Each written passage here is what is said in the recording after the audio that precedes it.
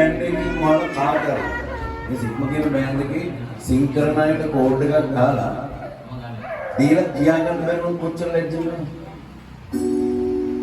ලෝකේ වටේ ගියත් වැඩක් නැහැ ලංකාව පුරා ෂෝ තිබ්බත් වැඩක් නැහැ මියුසික් දන්නේ නැහැ තන ප්‍රශ්නයක් තියෙනවා ඒ නිසා හොඳට ප්‍රැක්ටිස් කරන්න මම මේ කියන එක අහලා මම මියුසික් කරන්න ගත්තේ ආසාවට මට කවුරුත් අවස්ථාවක් දුන්නේ නැහැ එතකොට මම try කරා මේ ගායකයෙක් වෙන්න ඕන කියන එක එතකොට මම ඒ try කරන් එද්දි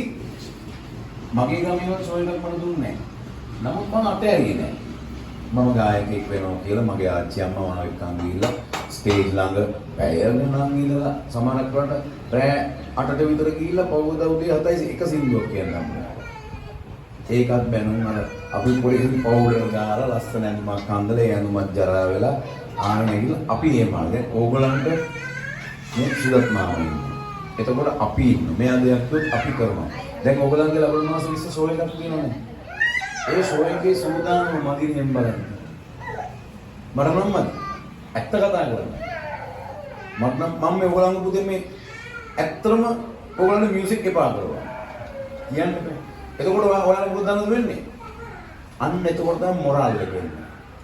තුෂාර මාමා කිව්වා අපිට මේක මෙහෙමයි කිව්වා නෑ අපි එනවා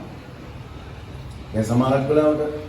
ගෙදර බයිසිකලයක් නැහැ ඒක පුෂ් බයිසිකලයක් අපිට නැහැ කියනවා අපි දැකලා තියෙනවද අනුන්ගේ ගෙවල් ෂේප් එකේ ගිහිල්ලා ඒ ගෙදර මල්ලි කියලා බයිසිකලේ පොඩ්ඩක් ගේනවා පොයි කියලා අපි හොරෙන් පදිනවනේ ඒ අපි try කරන්නේ මොකද කොහොමද බයිසිකලේ පදින්න පුරුදු වෙන්නේ එතකොට අපි පසු කාලීනව කොහොමද බයිසිකලයක් ගන්නවා කියලා මතක වෙනවනේ. අන්න ඒ වගේ තමයි මේකේ ගමනක් යන්නේ.